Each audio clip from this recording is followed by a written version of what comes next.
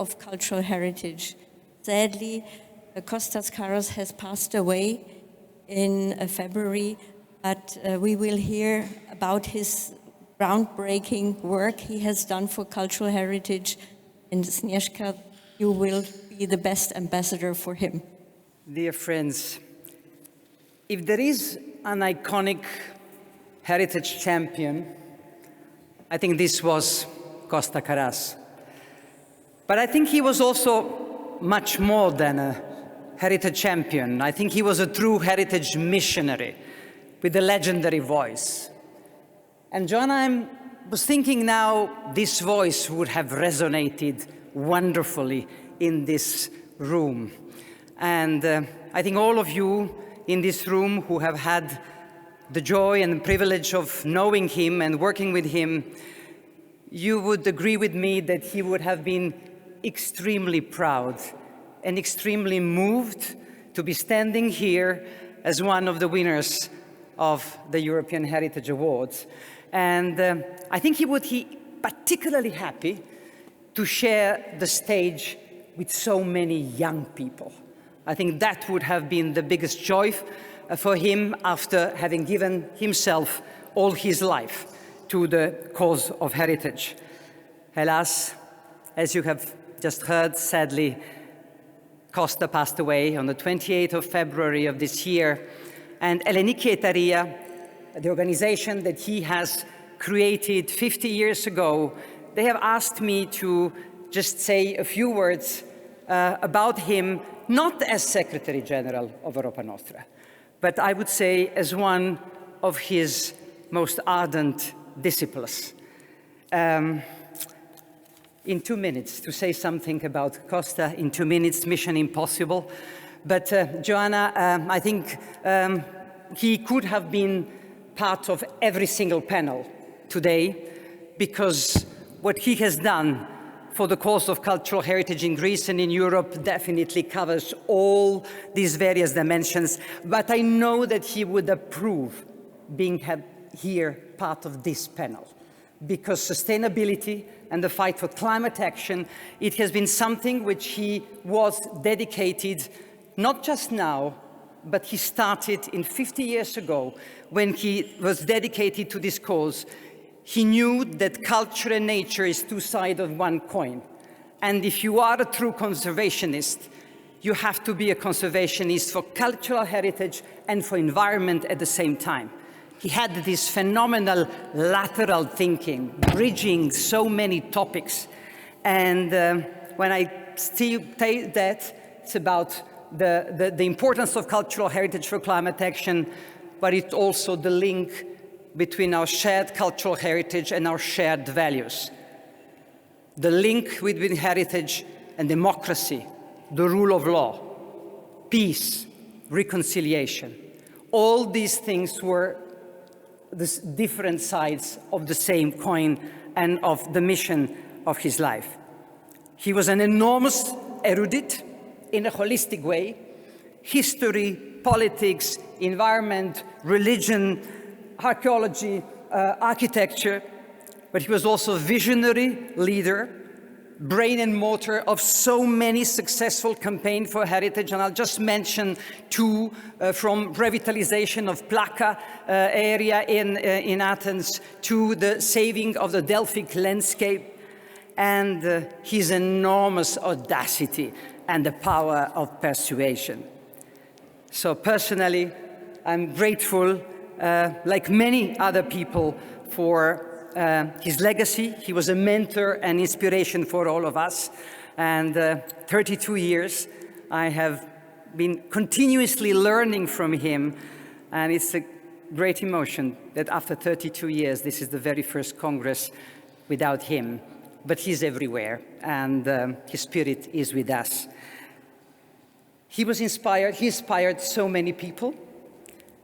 But among the many people who inspired him, there is one person, one and only, Lydia, his lifetime companion, his beloved wife, who has been all these 50 years doing all this together with him. And that's why there is nobody else than Lydia Carras who tomorrow will receive this award on his behalf. We will, of course, continue the legacy. I think he would want from us, the best way to honor him is to continue to fight, and that's why we have created the Europa Nostra Heritage Hub in Athens, and that's why also we have dedicated this very special edition of our magazine, dedicated to Southeast Europe, the region he came from, to Costa Carras' memory. And I hope you have all taken this magazine, read it, and I think you will also feel the energy and inspiration of him and of many other people from the region. And he has done so much for Europa Nostra, but Europa Nostra honored him already with a Medal of Honor in 2013 in Athens. But what we are doing here in Prague, it is Europe as a whole, Europe of cultural heritage, together with the European Union, honoring and paying tribute to a legendary European and Greek heritage champion, Costas Carras.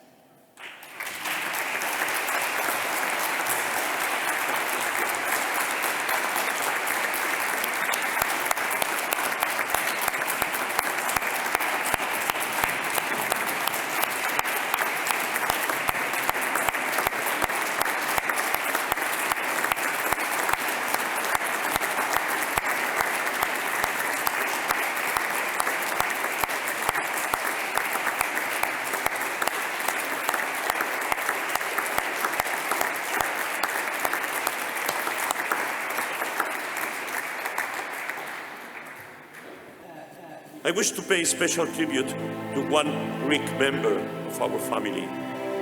That person has made a unique contribution to the promotion of the cause of heritage and environment conservation in Europe.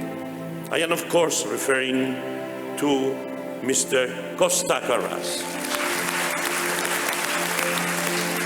Now, Costa, very selfishly in Europa Nostra, we are very happy that somewhere, sort of more than half of your life, you have basically discovered your true vocation and your true mission. And we are very happy that it was not theater, and we are very happy that it was not shipping, that it was to become the leader of the conservation movement in Greece and in Europe. Ο Κώστας Καράς ήταν μια μοναδική προσωπικότητα, ένας άνθρωπος με ιδιαίτερη αγάπη για το περιβάλλον, σεβασμό για την πολιτιστική κληρονομιά, ένας άνθρωπος ο οποίος με διαμόρφωσε και σαν προσωπικότητα και σαν επιστήμονα. Ο τρόπος με τον οποίο εκφραζόταν, πάντα τεκμηριωμένος, αλλά πάρα πολύ δυναμικός, θα με συντροφεύει σε όλη μου τη ζωή. I never met Costas Carras in person, but he made a very strong impression by meeting him online. It was during COVID time, and it was during the struggle for the preservation of the Byzantine find at the Thessaloniki Metro.